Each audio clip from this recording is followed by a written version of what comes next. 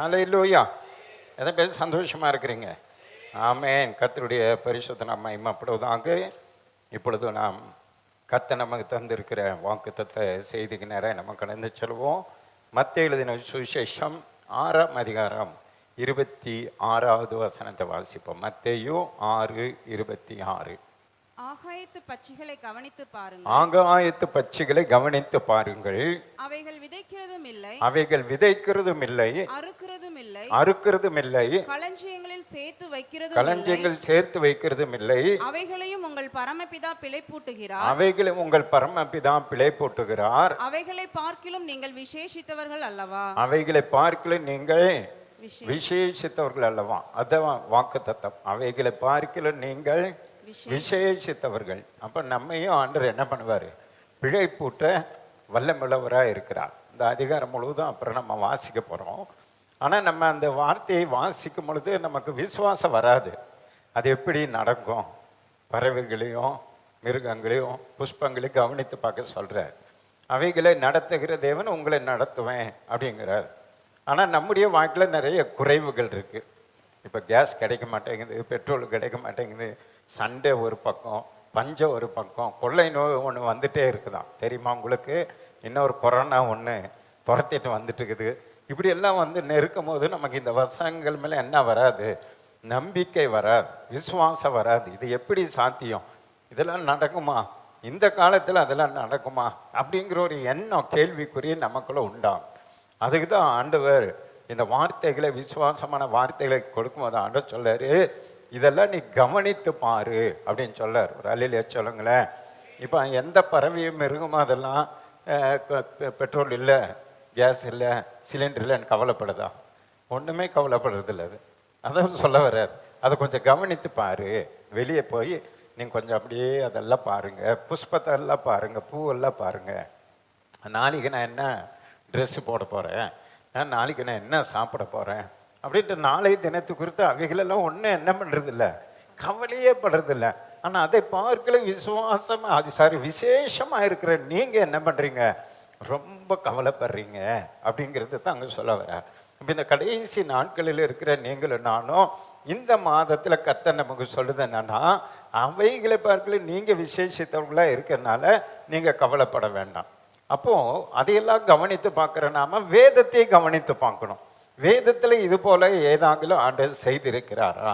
ஒன்றுமே இல்லாத நிலையில், எந்த சோர்ஸ் இல்லை, ஆனால் ஆண்டவர் செய்திருக்கிறாரா அப்படின்னு நம்ம பார்க்கும் பொழுது 2 ராஜாக்களின் புஸ்தகம் 3ஆம் அதிகாரம் 16லேருந்து 18 வரைக்கும் நீங்கள் பார்த்தீங்கன்னா, ஒன்றுமே இல்லாத நிலையில் ஆண்டவர் ஒரு அற்புதத்தை செய்கிறார். அதை இந்த மாதத்தில் நமக்கு நடக்கும். நம்புறவங்க ஒரு அலையிலேயே சொல்லுங்க, என்ன நடந்திருக்கு பாருங்க. 2 ராஜாக்கள் 3:16.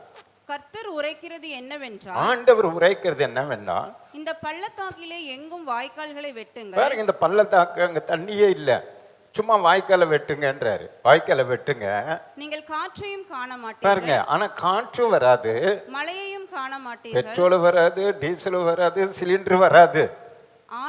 ஆனாலும் நீங்கள் உங்கள் ஆடு மாடுகளும் உங்கள் மிருக ஜீவன்களும் குடிக்கும்படிக்கு, பாருங்க, உங்க மிருக ஜீவன்களும் குடிக்கும்படிக்கு இந்த பள்ளத்தாக்கு தண்ணீரால் நிரப்பப்படும் என்று கர்த்தர் சொல்லுகிறார். ஆமென். கரங்களை தட்டி ஆண்டவர் சந்தோஷப்படுத்து.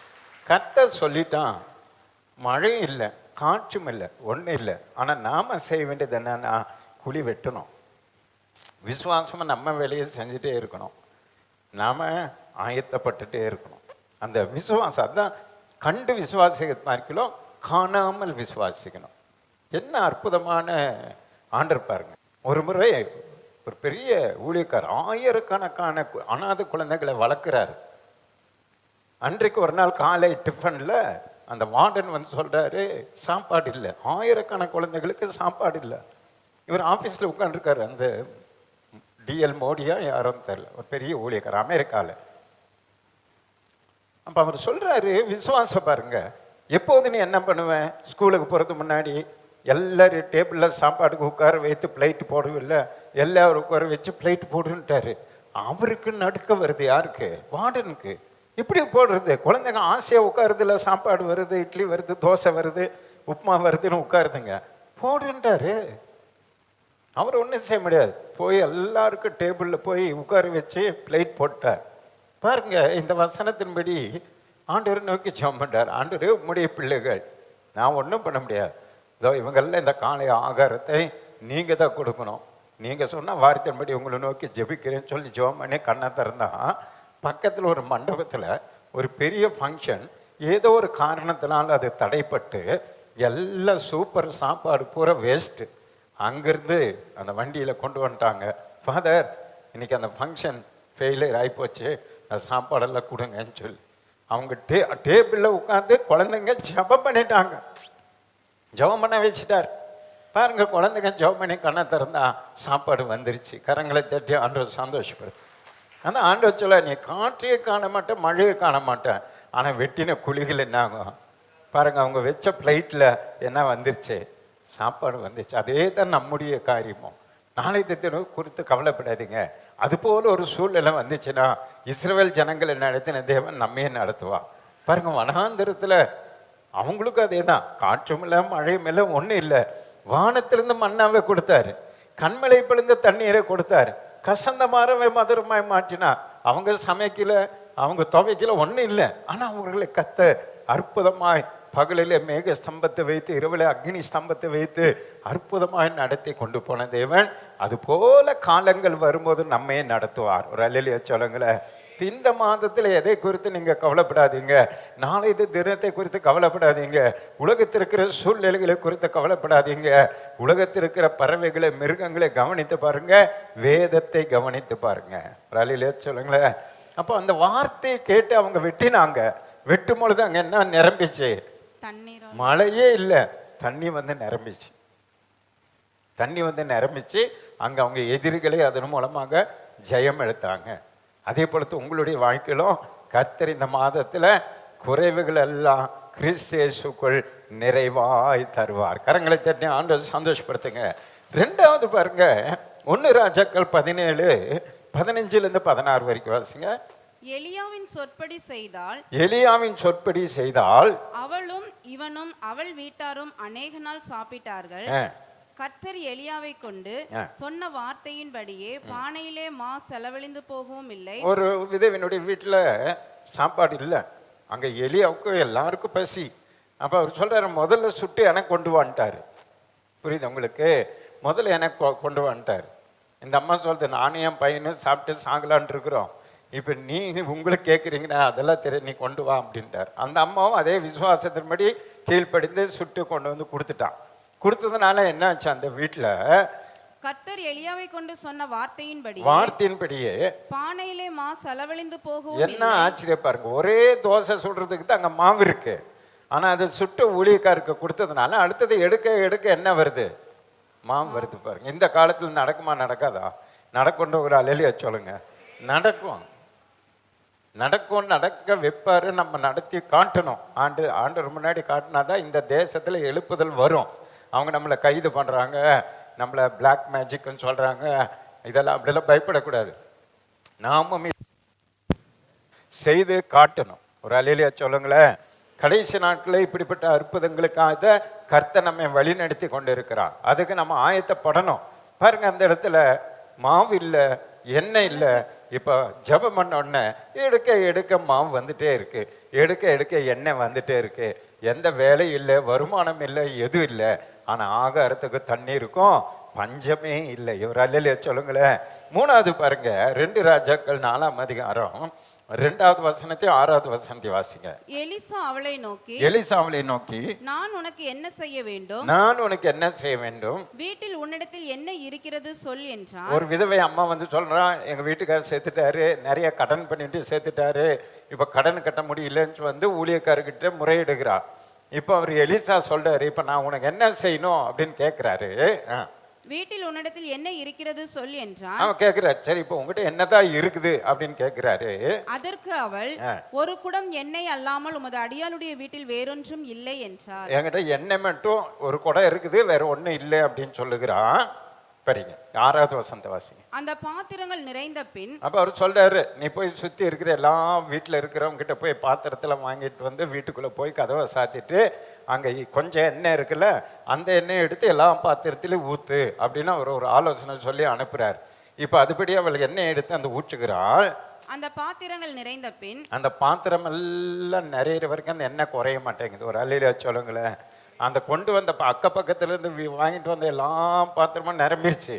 நிரம்பின பின்பு அவள் தன் மகன் ஒருவனை நோக்கி, மறுபடியும் அவங்க பையன் ஒருத்தனை கூப்பிட்டு, இன்னும் ஒரு பாத்திரம் கொண்டு வா என்றார். இன்னொரு பாத்திரம் இருந்தா கொண்டு வான்னு கூப்பிடுறான். அதற்கு அவன், வேறே பாத்திரம் இல்லை என்றான். அந்த ஊர்ல இருக்கிற எல்லா பாத்திரத்தையும் முடிஞ்சளவும் வாங்கிட்டு வந்துட்டாங்க. இப்போ எல்லாம் நிரம்பிருச்சு. இப்ப வேற பாத்திரம் இல்லை. என்றைக்கு நம்ம இல்லை அப்படின்னு சொல்றோமோ அன்றைக்கு என்ன நடக்குது பாருங்க. அப்பொழுது எண்ணெய் நின்று போச்சு. பாத்திரம் இல்லைன்னு அங்க என்ன நின்றுச்சு? என்ன நின்றுச்சு. பாத்திரம் இருக்குதுன்னா என்ன ஆகும்? வந்து கொண்டே இருக்கும். என்ன அற்புதமான தேவன் பாருங்க. ஒரு கொஞ்சம் எண்ணெய எல்லாத்தையும் கொடுத்துட்டார். உடனே போய் சொல்லுகிறான். ஊழியக்காரர் சொல்லிட்டாரு, அதை வித்து உன்னுடைய கடன் எல்லாம் முடிச்சுக்கோ, கடனை கட்டிட்டு மீதி இருக்கிறத வச்சு நீங்க பொழைச்சிக்கங்கன்னாரு. எவ்வளவு பெரிய அற்புதமான தேவன் பாருங்க. அதனால நாம் ஆராதிக்கிற தேவன் ஒன்று இருந்தால்தான் நம்மை போஷிக்கிற தேவன் அல்ல, இல்லாமல நம்மை போஷிப்பா. ஒண்ணுமே இல்லை, காற்றும் இல்லை, மழையும் இல்லை, நம்மை ஜீவனோடு கூட வைக்க நம்முடைய தேவனுக்கு வல்லமை உண்டு. அவருக்கு அந்த பவர் இருக்கு.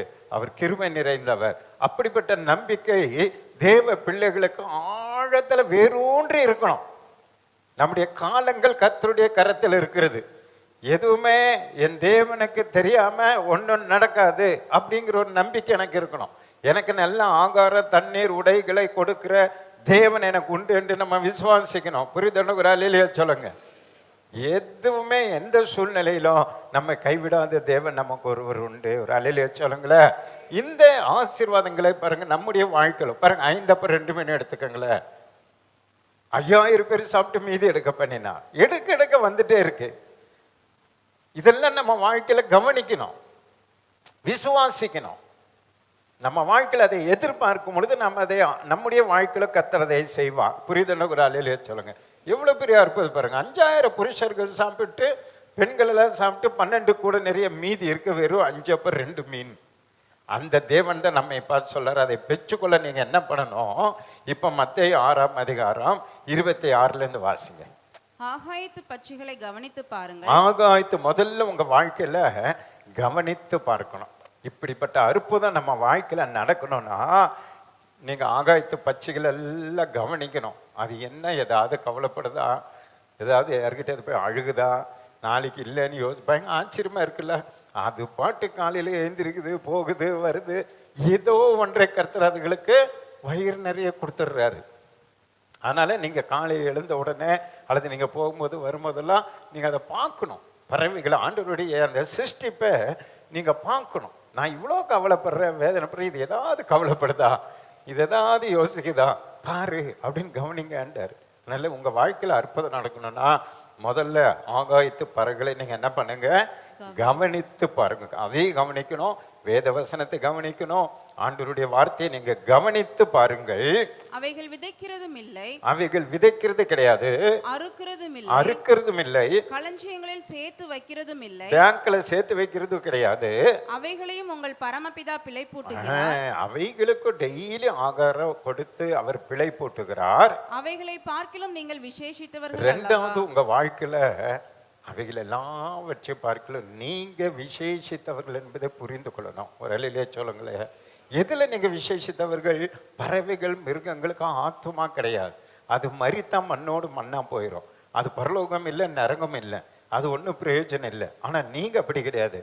உங்களுக்குள்ள நீங்க தேவனுடைய சாயலா இருக்கிறீர்கள், 6 அறிவு படைத்தவர்களா இருக்கிறீங்க.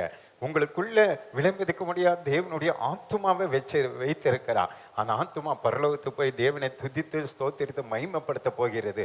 அப்ப அவைகளை அழிந்து போகிற அவைகளுக்கே கர்த்தர் பிழை போட்டுகிறார்னு சொன்னா, தேவனை போய் துதித்து ஸ்தோத்திரித்து மகிமைப்படுத்துகிற விசேஷித்தவர்களாய் உங்களை நான் அனாதைகளாய் விட மாட்டேன், திக்கச்சவர்களாய் விட மாட்டேன், பசிப்பட்டின விட்டுற மாட்டேன், உங்களை நானே வெக்கப்பட்டு போக விட மாட்டேன்னு சொல்றாரு. ஒரு அல்லேலூயா சொல்லுங்களேன். அதை நம்ம நம்பணும். அதை போஷிக்கிற தேவன் என்னையும் போஷிப்பார். அல்லேலூயா. அவைகளை பார்க்கல நீங்க விசேஷித்தவர்களை நீங்க உங்களுக்குள்ள ஒரு சிந்தை கொண்டு வாங்க. அதெல்லாம் பார்க்கல நான் யாரு ஆண்டவருக்கு விசேஷித்தவன். வீட்டில் 5-6 குழந்தைங்க இருக்காங்கன்னா ஒரு சில குழந்தைங்க மேலே அந்த பெற்றோர் பாருங்க ரொம்ப அன்பு வைத்திருப்பாங்க. அப்போ அந்த குழந்தைங்களுக்கு ஒரு நம்பிக்கை வரும், நான் எங்கள் அப்பாவுக்கு நான் தான் விசேஷித்தவன், என் மேலே தான் அன்பு அப்படிங்கிற ஒரு நம்பிக்கை வருது இல்லை? அதுபோல் உலகத்தில் எத்தனை கோடி ஜனங்க இருந்தாலும் நீங்கள் தான் ஏசப்பாவுக்கு விசேஷித்தமானவர்கள். அல்லேலூயா. அப்போ அந்த விசேஷித்தவர்களை கர்த்தர் கவனிக்காம போஷிக்காம கொடுக்காம அனுப்பவே மாட்டார். அப்போ முதல்ல நீங்க அதெல்லாம் கவனித்து பாருங்க. ரெண்டாவது, நீங்க விசேஷித்தவர்கள் என்ற எண்ணத்தை உங்களுக்குள்ள ஏற்படுத்தி கொள்ளுங்க. மூன்றாவது, தொடர்ந்து வாசிங்க. கவலைப்படுகிறதினாலே உங்களில் எவன் தன் சரீர அளவோடு ஒரு முழத்தை கூட்டுவான். பாத்தீங்களா? கவலைப்படக்கூடாது. நீங்க அது இல்லை இது இல்லை அது இல்லைன்னு கவலைப்படுறதுனால ஒரு முளை கூட நீங்க உங்களை ஹைட்டு கூட்டவே முடியாது, ஹைட் ஆக முடியாது, எதுவுமே நடக்க. கவலைப்படுறதுனால ஒண்ணுமே நடக்க. அதனால தான் கர்த்தர் மேல் உன் பாரத்தை வைத்து விட அவர் உன்னை ஆதரிப்பார். கவலை வருதா, வரும், கஷ்டம் வருதா, பிரச்சனை வருதா, போராட்டம் வருதா, இதெல்லாம் சுமக்கிற சுமை தாங்கிதான் இயேசு. அவர் மேல பாரத்தை வச்சுட்டு கவலையெல்லாம் அவர் மேல வச்சுட்டு நீ சந்தோஷமா இருண்டார். அதை கர்த்தருக்குள்ள எப்பொழுதும் சந்தோஷமா இருங்கள், சந்தோஷமா இருங்கள் என்று மறுபடியும் மறுபடியும் சொல்றேங்கிற அதை நீங்க பிராக்டிஸ் பண்ணணும். அதை எப்படி சந்தோஷமா இருக்கணும்னா அதான் சீக்கிரம். எது இருந்தாலும் அவர் மேல வச்சுட்டு நீங்க மகிழ்ச்சியா இருக்கணும். குழந்தைங்க மாதிரி, குழந்தைங்க பாருங்க எவ்வளோ இருந்தாலும் நம்ம மேலே கஷ்டத்தை வச்சுட்டு அதுக்கு ஜாலியாக விளையாடி கொண்டிருக்கிறோம். அதுக்கு கவலைப்படாத மாதிரி ஸ்கூல் புக்கு வாங்கணும், ஜாமெண்ட்ரி பாக்ஸ் வாங்கணும், பேக் வாங்கணும், அதை கவலைப்படுதான். நேரம் நம்மக்கிட்ட வந்து அப்பா அம்மான்னு சொல்லி நம்மக்கிட்ட எல்லாத்தையும் சொல்லிட்டு அதுங்க போய் கிரிக்கெட் விளையாட போயிடும். நம்ம தான் பாரப்பட்டு வாங்கி கொடுக்குறோம். அதே தான் இயேசு. உங்களுடைய பாரத்தெல்லாம் என் மேலே வச்சிருங்க, நீ ஏன் கவலைப்படுறீங்க, நீங்க ஏன் துக்கமா இருக்கிறீங்கன்றார். இந்த மாதத்துல 4வது மாதத்துல உங்க கவலைகள் எல்லாம் கர்த்தர் மேல வச்சிருங்க. நீங்க கவலைப்படுறதுனால ஒரு முளை கூட்டவும் முடியாது, குறைக்கவும் முடியாதுன்றார். எதுவுமே நடக்காதுன்றார். அதனால கவலைப்படுறத முதல்ல உங்க இருதயத்திலிருந்து எடுத்து போடுங்க. அது எதுவா இருந்தாலும் சரி எடுத்து போடுங்க. அதை கர்த்தர் மேல வைத்துட்டு நீங்க மகிழ்ச்சியா இருங்க. கர்த்தர் மகிழ்ச்சியா இருக்கிறவர்களுடைய மன விருப்பத்தை நிறைவேற்றுவான். ஒரு அல்லேலூயா சொல்லுங்களேன். அதான் தாவீதினுடைய ரகசியம். கர்த்தருக்குள் மகிழ்ச்சியாரு, அப்பொழுது அவர் உன் வேண்டுதல்களை நிறைவேற்றுவார். அப்ப நீ ஜெபம் பண்ண, உன்னுடைய ஜெபத்துக்கு பதில் வரும்ன்றாரு. அதனால கர்த்தருக்குள் மகிழ்ச்சியா இருங்க, கவலைப்படாதீங்க. 4வது பாருங்க, உடைக்காகவும் நீங்கள் கவலைப்படுகிறது என்ன? உடைக்காக நீங்க கவலைப்படுறது என்ன? காட்டு புஷ்பங்கள் எப்படி வளர்கிறது என்று கவனித்து பாருங்க. போய் கார்டன்ல போய் பூவெல்லாம் நீங்க கவனிச்சு பாருங்க. அவைகள் உழைக்கிறதும் இல்லை, நூற்கிறதும் இல்லை. உழைக்கிறது இல்ல, நூற்கிறது இல்ல. என்றாலும் சாலோமன் முதலாய் தன் சர்வ மகிமையிலும் அவைகளில் ஒன்றை போலாகிலும் உடுத்திருந்தது இல்லை என்று உங்களுக்கு சொல்லுகிறேன். அந்த பூ மாதிரி ஒருத்தனும் உடுத்திருந்தது கிடையாது. அவ்வளவு கலர் கலர் கலரா அது ட்ரெஸ் போட்டிருக்கு. அற்ப விசுவாசிகளே, நம்மளை பார்த்து சொல்றாரு, என்ன விசுவாசிகள்? அந்த பூ இன்றைக்கு இருந்து நாளுக்கு நெருப்புல போகிற அந்த பூக்கு அவ்வளவு அழகான ட்ரெஸ் போட்டு வச்சிருக்கிறேன்னா நீங்க அற்ப விசுவாசிகளா இருக்கக்கூடாது. நீங்க எப்படி இருக்கணும்? விசுவாசமா இருக்கணும்.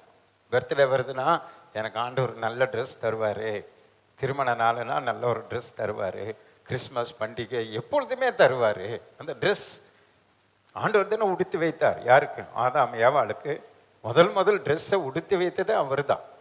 அவர் கடைசி பிறந்து நமக்கு அந்த ட்ரெஸ் உடுத்தி வைப்பார். அது நீங்க எதை விசுவாசிக்கணும்? பூவை போய் கவனி. இது இன்றைக்கு காஞ்சி போனா நாளைக்கு நெருப்புல போகுது. நீங்களும் நானும் அப்படி இல்லை. இன்றைக்கு மாதிரி தான் நாளைக்கு பரலோகத்துக்கு போனோம். அவருடைய பிள்ளைகள் அப்படிப்பட்ட விசேஷித்தவர்களாய் உங்களுக்கு உடுத்து வைப்பது அதிக நிச்சயம் அல்லவா? அப்ப அப்படிப்பட்ட ஆசீர்வாதத்தை நீங்க பெறணும்னா அவ்விசுவாசிகளா இருக்கக்கூடாது, விசுவாசிகளா இருக்க வேண்டும். கரங்களை தட்டி ஆண்டவரை சந்தோஷப்படுத்துங்க. எனக்கு என்ன குறை அப்படின்னு நீங்க சொல்லணும். என் மீட்பருயிரோடு இருக்கையிலே எனக்கு என்ன குறை உண்டு நீ சொல் மனமே.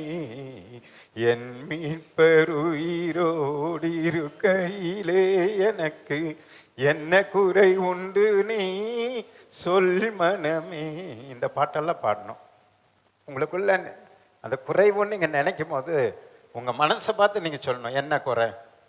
என் மீட்பர் உயிரோடு இருக்கிறார், ஒரு குறை கிடையாது. என் மீட்பர் உயிரோடு இருக்கிற வரைக்கும் எனக்கு ஒரு குறை. அதுதான் விசுவாசம், அதான் நம்முடைய நம்பிக்கை. அதான் அவர் சொல்றார், அவ்விசுவாசமா இருக்காத, நீ எல்லாத்தையும் கவனித்து பாரு, என் மேல விசுவாசம் இரு, உனக்கு ஒரு குறை வராதுன்றார். எதை மாதிரி நம்புறீங்க? ஒரு அலையிலேயே சொல்லுங்க. அப்போ 4வது அவிசுவாசிகளை ஏறாதீங்க, விசுவாசம் உள்ளவங்களா இருங்க.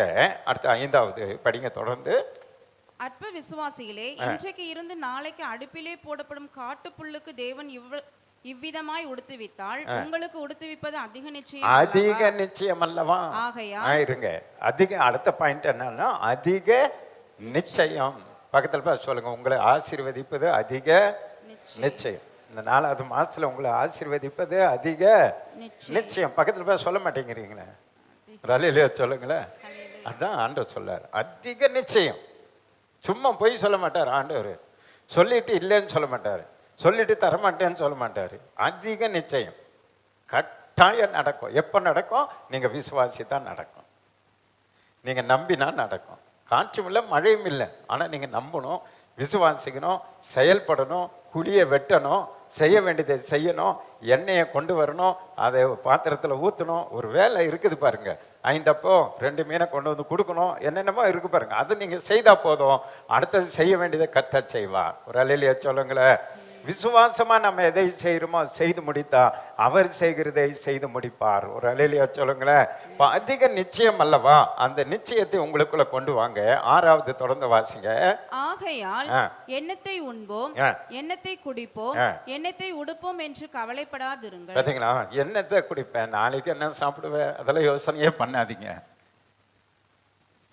எலியாவுக்கு காகத்தை கொண்டு ஆண்டவர் என்ன பண்ணாரு? போஷித்தா இருப்பார். உலகத்துல காகத்தை போல திருட்டு குருவி எதுவும் கிடையாது. அது ஒண்ணு உண்மையாவே இருக்காது. காகம் பிடிங்கிட்டு போறதுக்கு. ஆனா அது மூலமா சாப்பாடு யாருக்கு வந்துச்சு? எலியாவுக்கு வந்துச்சு பாருங்க. உங்களுக்கும் வரும். பச்சிக்கிறவன் இடத்துல பச்சனத்தை கொண்டு வந்து கொடுப்பார். ஆண்டவர் எவ்வளவு நல்லவர் பார்த்தீங்களா? அதனால தான் அவர் சொல்றாரு, உங்கள் பிதா அறிந்திருக்கிறார், உங்களுக்கு என்னது தேவைன்னு அறிந்திருக்கிறார், அது இந்த மாதத்துல கர்த்தர் கொடுத்து அனுப்புவா. யாரு தரமாட்டாங்கன்னு நினைக்கிறீங்களோ அவங்க மூலமாவே வரும். காகத்தை கொண்டு போஷித்த தேவன் உங்களையும் ஒரு காகத்தை அனுப்பி போஷிக்க வல்லமுள்ளவராய் இருக்கிறார். எத்தனை பேர் நம்புறீங்க பாருங்க. அந்த வாசிங்க. இவைகள் எல்லாம் அஞ்ஞானிகள் நாடி தேடுகிறார்கள், இவைகள் எல்லாம் உங்களுக்கு வேண்டியவைகள் என்று உங்கள் பரமபிதா அறிந்திருக்கிறார். அடுத்தது என்னன்னா, உங்களுக்கு என்ன வேணுங்கிறது உங்க பரமபிதா, பிதான்னா அப்பா, பரலோக அப்பா என்ன இந்த மாதத்துல வேணும் என்று அறிந்திருக்கிறான். எதன் பேர் விசுவாசிக்கிறீங்க? அதனால என்ன நடக்குமோ ஏது நடக்குமோன்னு பயப்படாதீங்க. நீங்க சொல்ற இடத்துல சொல்லுங்க, விசாரிக்கிற இடத்துல போங்க, விசுவாசிக்கிறவரை விசுவாசிங்க, நம்புகிறவரை நம்புங்க, ஆண்டவருக்கு சரணடைங்க, ஆண்டவர்கிட்ட சொல்லுங்க. அவர் உங்களுக்கு என்ன வேணும்ன்றது அவருக்கு தெரியும். நாளைக்கு நமக்கு என்ன வேணும்ன்றது நமக்கு தெரியாது, ஆனா அவருக்கு தெரியும், நம்ம அப்பாவுக்கு தெரியும். நீங்க எப்படி உங்க பிள்ளைகள் மேல கரெக்டா கண்டுபிடிச்சு வச்சிருக்கீங்க. ஜூன் மாசம் என்ன வேணும், பிப்ரவரி மாசம் என்ன வேணும், எல்லாம் அறிந்திருக்கிறீங்க. அதே போல நம்ம ஆராதிக்கிற நம்முடைய தேவனும் நமக்கு இன்னது தேவை என்று சொல்லி நம்முடைய பரமபிதா அறிந்திருக்கிறான். அதுல நீங்க விசுவாசம் இருங்க, நம்பிக்கை இருக்கு. என் தேவனுக்கு தெரியும், என்னுடைய பிரச்சனை தெரியும், என்னுடைய குறைவுகள் தெரியும், என்னுடைய தேவைகள் அவருக்கு தெரியும். நான் வெக்கப்பட்டு போக விட மாட்டான், நான் தலை குனிந்து நடக்க விட மாட்டான், என்னை குறைவுள்ளவனாய் விட மாட்டான், எனக்கு தருவார் என்று நம்பிக்கையோடு இருங்க. தடைப்படுத்துகிற சாத்தான் அப்பதான் வெக்கப்பட்டு போவான். உங்களை அவிசுவாசம் உண்டாக்குற பிசாசு அப்பதான் விலகி போவான். அவன் உங்களுடைய விசுவாசத்தை அவனும் காண்கிறான், தேவனும் காண்கிறான். அது விசுவாசத்தை கொண்டு நம்பிக்கை கொண்டு நான் சொன்ன இந்த 7 காரியங்கள் 6 சொல்லிட்டேன். அந்த காரியங்களை நீங்க பிடித்துக் கொள்ளுங்க. 7வது என்ன தெரியுமா? படிங்க. முதலாவது தேவனுடைய ராஜ்யத்தையும் அவருடைய நீதியையும் தேடுங்கள், அப்பொழுது இவைகள் எல்லாம் உங்களுக்கு கூட கொடுக்கப்படும். அவ்வளவுதான். இதெல்லாம் நீங்க பெற்றுக்கொள்ளணும்னா உங்க வாழ்க்கையில முதலாவது தேவனுடைய ராஜ்யம், அவருடைய நீதி. அனுதினமும் பைபிளை படிங்க, தியானிங்க, ஜெபம் பண்ணுங்க, அந்த பரலோக ராஜ்யத்தை தேடுங்க. அபிஷேகத்தை தான் தேவனுடைய ராஜ்யம் என்று சொன்னா அபிஷேகம். ஆண்டவரே அபிஷேகம் பண்ணுங்க. அவர் தான் நம்மை பலப்படுத்துகிறவர், அவர் தான் நம்மை போதிக்கிறவர்.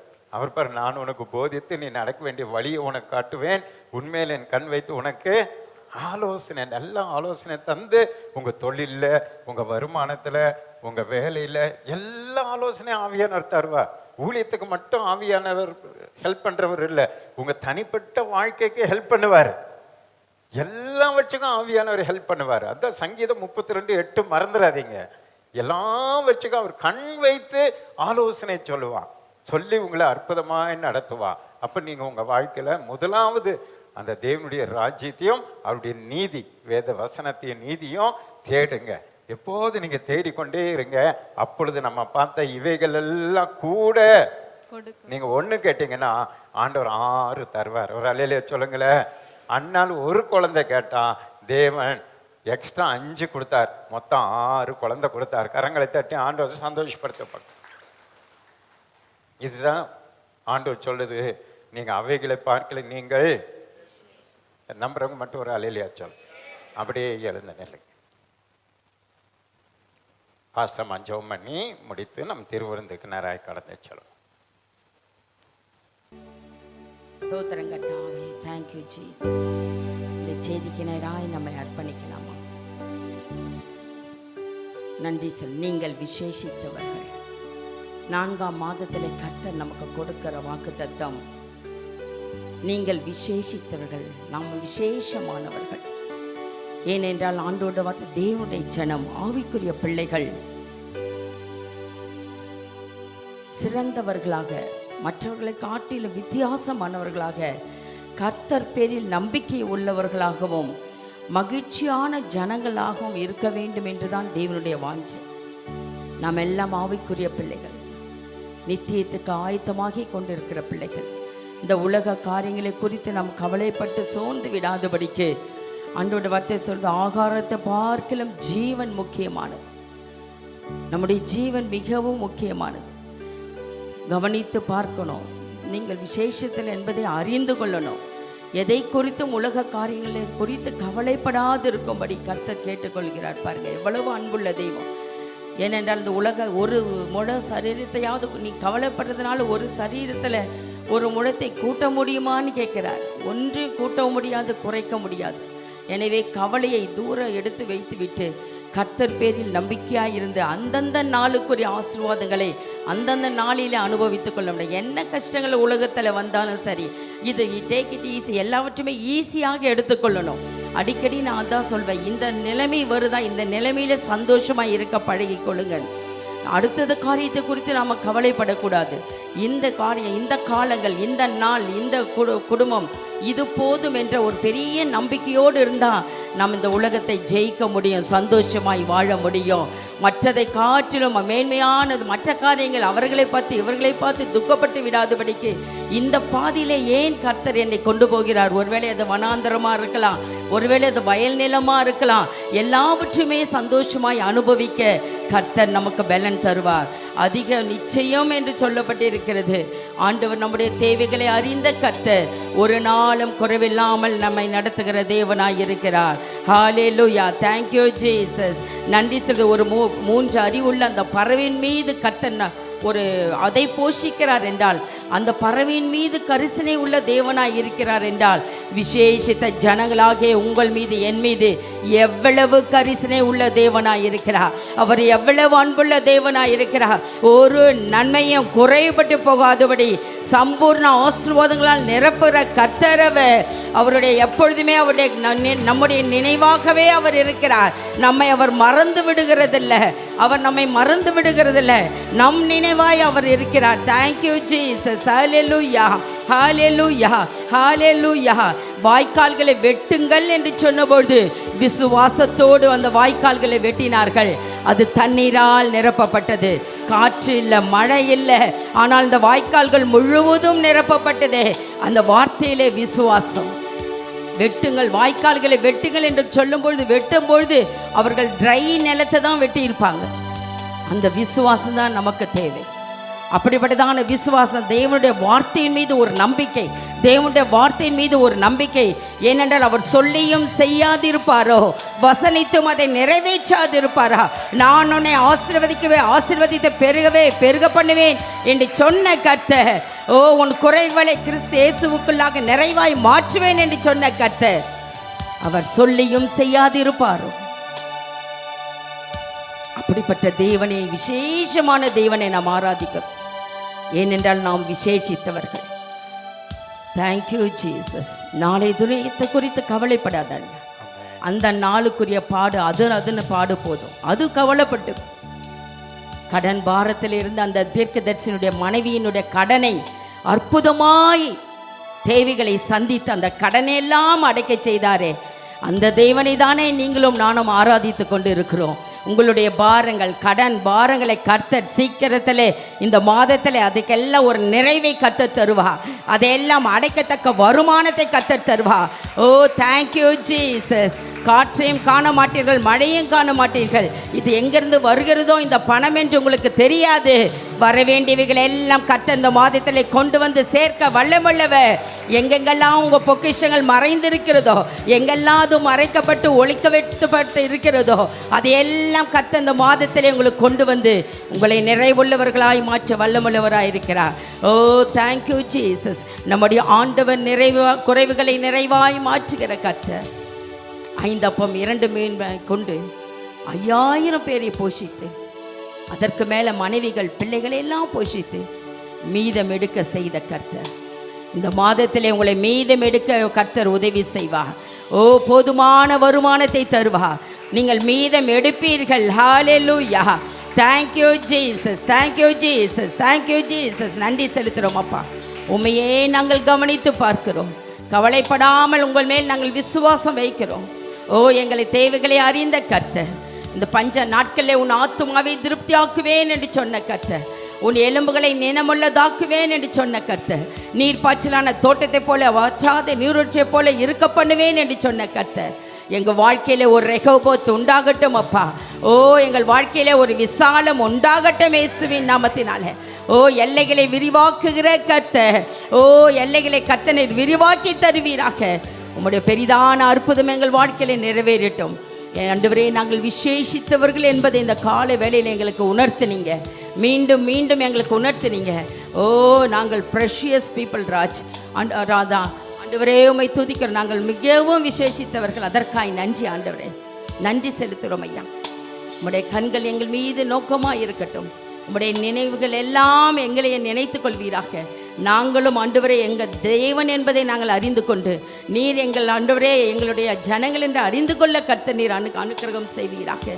தகப்பனே, நாங்கள் உம்முடைய பிள்ளைகள். தொடர்ந்து நடத்துங்க. கிருபைகளை மூடிக்கொள்ளுங்க. இந்த மாதம் முழுவதும் நீர் எங்களை வழி நடத்துங்க. மாதம் முழுவதும் உங்கள் பிரசன்னம் எங்களை ஆளுகை செய்யட்டும். எங்கள் போக்கிலும் வரத்தில் உங்கள் கரம் கூட இருக்கட்டும். அலைச்சல் இல்லாத வருமானத்தை உங்கள் பிள்ளைகளுக்கு தருவீராக. பலவீனங்கள், வியாதிகள், போராட்டங்கள் ஒன்றும் உடைய பிள்ளைகளை சேதப்படுத்தாதபடிக்கு நல்ல ஆரோக்கியத்தை கர்த்தர் கட்டளிடுவீராக. கேளுங்கள் கொடுக்கப்படும் என்று சொன்னு எங்களை மட்டுமாய் ஆசீர்வதித்த கர்த்தர், இந்த புதிய மாதத்துக்குள்ளாய் நீங்கள் விசேஷித்தவர்கள் என்றதை ஆண்டவரை எங்களுக்கு ஆணித்தரமாக நீர் ஆண்டவரை நிரூபித்திருக்க. அதற்காய் நன்றி செலுத்துகிறோம். தொடர்ந்து உம்முடைய கரத்தில் தருகிறோம். துதிகன மகிமை உமக்கே செலுத்துகிறோம். இயேசுவின் மூலம் ஜெபிக்கிறோம் எங்கள் நல்ல பிதாவே, ஆமென். என் ஆத்துமாவே கர்த்தரை ஸ்தோத்திரி, என் முழு உள்ளமே பரிசுத்த நாமத்தை ஸ்தோத்திரி. என் ஆத்துமாவே கர்த்தரை ஸ்தோத்திரி, கர்த்தர் செய்த சகல உபகாரங்களை மறவாதே. ஆமென். நம்முடைய கர்த்தராகிய இயேசு கிறிஸ்துவின் கிருபையும் பிதாவாகிய தேவனுடைய அன்பும் பரிசுத்தாவியருடைய அந்யோன்ய ஐக்கியமும் சமாதானமும் சந்தோஷமும் இன்றைக்கும் என்றைக்கும் சதா கலங்க நம் அனைவரோடு கூட இருப்பதாக. ஆமென். அல்லேலூயா, அல்லேலூயா, அல்லேலூயா. God bless you. கர்த்தர் உங்களை ஆசீர்வதிப்பாராக.